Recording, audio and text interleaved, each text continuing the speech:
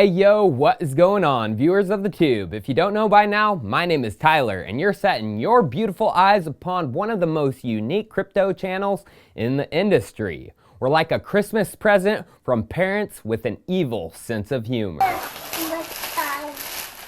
What'd you get, Charlie? I don't like this. You never know what you're gonna get, and I hope everyone likes the industry present we are dropping today. You know, our Feliz Navidad. It's time for Chico Crypto. So if you are a true Chico fan and tuned into our live stream this weekend, one, you had to deal with our volume only coming out one speaker, which I got fixed, but number two, I let you in on a little secret regarding investigations into the underworld of cryptocurrency. And this news is something you will hear no one else talk about. Literally nobody will speak, only until the big outlets pick it up like CoinDesk and Cointelegraph. What am I talking about? Well, of course, the Bitfinex Tether and New York AG saga. And I'm doing this because many people are confused about what exactly is going on. So first, let's do a quick recap. Crypto Capital, a banking partner and payment processor for Bitfinex and Tether, lost, had stolen, or had seized $850 million of cold hard cash, which was supposed to be backing the Tether USDT reserves. In April, the New York Attorney General Letitia James announced a court order against Bitfinex and all of their subsidiary companies, including Bitfinex and Tether. Here's what Letitia said about the investigation and order. Our investigation has determined that the operators of the Bitfinex trading platform, who also control the Tether virtual currency, have engaged in a cover-up to hide the apparent loss of $850 million of commingled client and corporate funds.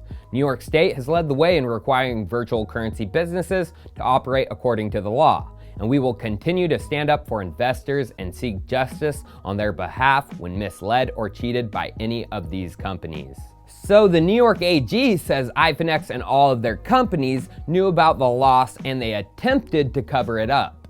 Although Bitfinex responded right after the announcement of the order and said they have their own knowledge.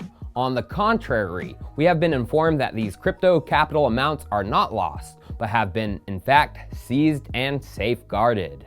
Well, all of this was in April, and in the courtroom there has been fighting over injunctions and the handing over of documents. But in the outside real world, action started to take place. First, in May, a crypto capital executive was arrested, Reginald Fowler, here in the US. After this, things were quiet, but Reginald, he was in custody, probably working on a deal, and he most likely gave away the location of another executive.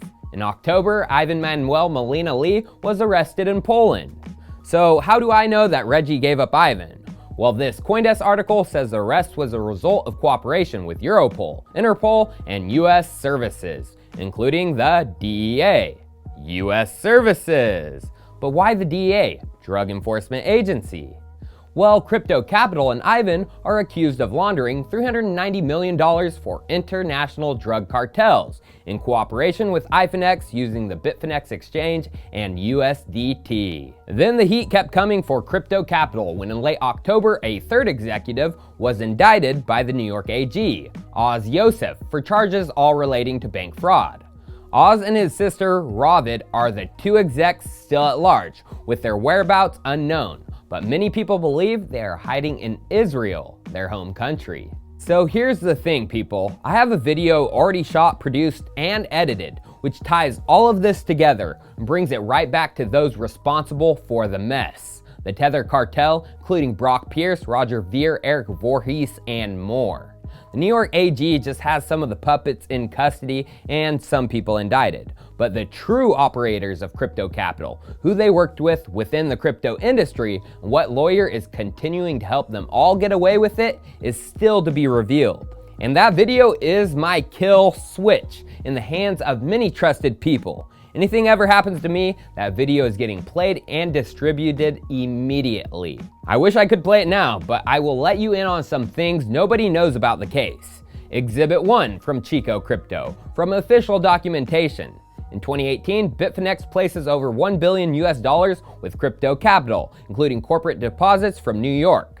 Bitfinex was using crypto capital as an intermediary to wire US dollars to the platform.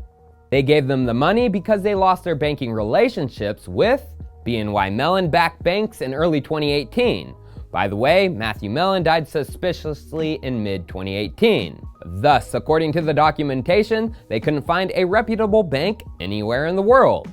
Despite the sheer amount of money it handed over, Bitfinex never signed a contract or agreement with Crypto Capital. Well, after Oz Yosef was indicted in late October, Bitfinex put out a statement saying they were the victims of fraud by Crypto Capital. During that period, Bitfinex relied upon various systematic representations from Crypto Capital, including from Molina and Yosef, that proved to be false.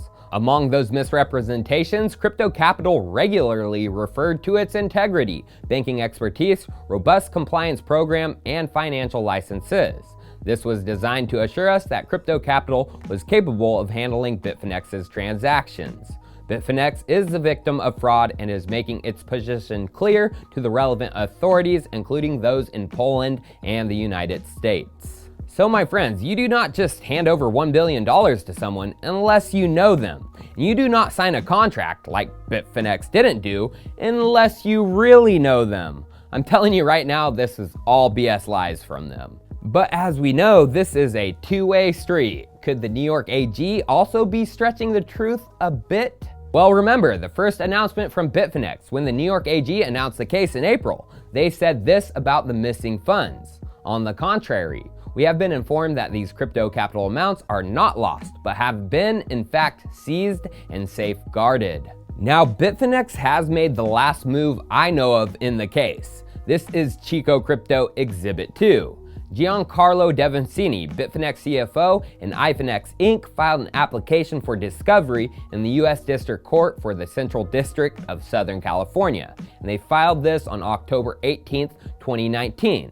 And it's related to $880 million in allegedly inaccessible funds tied to the cryptocurrency exchange's payment processing relationship with Crypto Capital and other entities. So, Bitfinex requests a subpoena to take a deposition from Ron Clyde Monroe and require the production of documents by Monroe, a vice president of TCA Bank Corp. Bitfinex alleges that Crypto Capital used one or more accounts at TCA Bank Corp to facilitate the transfer of the exchange's funds. Bitfinex believes that Monroe has information and documents that will help prove this relationship and substantiate Bitfinex's claims to hundreds of millions of dollars. And this leads me into exhibit number 3, the injunctions or court orders the New York AG is putting forward against Bitfinex. Now, these injunctions, they aren't made to harm or necessarily take down the crypto markets, as some might lead you to believe. Section 96 from the New York AG's original filing. The AG does not seek to enjoin or interfere with the orderly operation of Bitfinex or Tether's legitimate businesses, including stopping Tether holders from redeeming them for dollars. That is why they wanted a preliminary injunction, to preserve the status quo.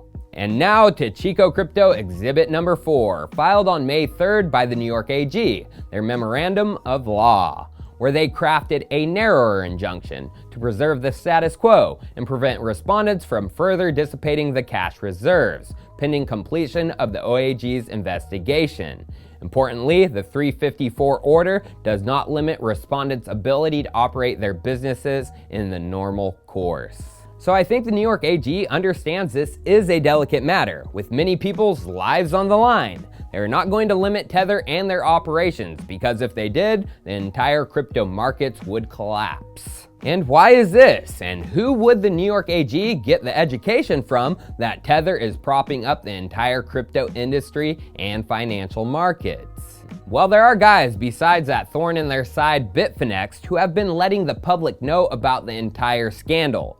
John M. Griffin and Amin, two financial researchers who have been going hard at Tether and Bitfinex. First, their peer-reviewed paper, Is Bitcoin Really Untethered?, was released in June of 2018. And as we can see down below on the cover page, Integra FEC purchased data and provided research assistance support for the projects. Well, John and Amin updated their paper in October of this year. And as we can see, many more people helped with the investigation, including the US CFTC. But once again, Integra FEC purchased data and provided research assistant support for the project. And looky, John M. Griffin is owner of Integra FEC. And going to their website, there is John's face plastered. Who and what does Integra do? Financial and economic consulting. And they tackle the biggest and most challenging fraud cases by applying advanced quantitative analytics. And guess who was just hired for a job on the 25th of November by the CFTC for a government contract? Integra FEC. And as we can see, its value is just over $46,000 and it is currently over 50% funded and 4% complete. Completion date needs to come before November 2020. A little bit lower, the CFTC is funding it, and they are retaining Integra to perform investigative support in the Bitfinex Tether matter. But let's just go and see all the contracts Integra has received since they began working with the government. As we can see, they have been busy. 12 of their 13 awarded government contracts have come in 2018 and 2019, worth over $5.5 million. Only one came in 2017, which looks like when they first started working with the government, as REKT, being an expert witness for the SEC. But you know your boy Chico doesn't just lay down and stop digging once it seems like the case has been solved. Something really fishy is up with Integra FEC. Now if we go back to Integra's GovTribe main page, we can see they registered with the government in 2012. But they didn't get any work with them until 5 years later. 2017, and it's all crypto related. Then if we go to John M. Griffin's personal page and his outside activities, he is the owner of Integra and its subsidiary companies. The mission of these companies is to expose darkness and to aid the defrauded. These entities worked and have worked with government entities and law firms to assist in fraud recovery efforts, and hence can stand to gain financially from consulting or potential recovery efforts from litigation. It's all for money, folks. John and his buddies have basketed $5.5 million since May 2017.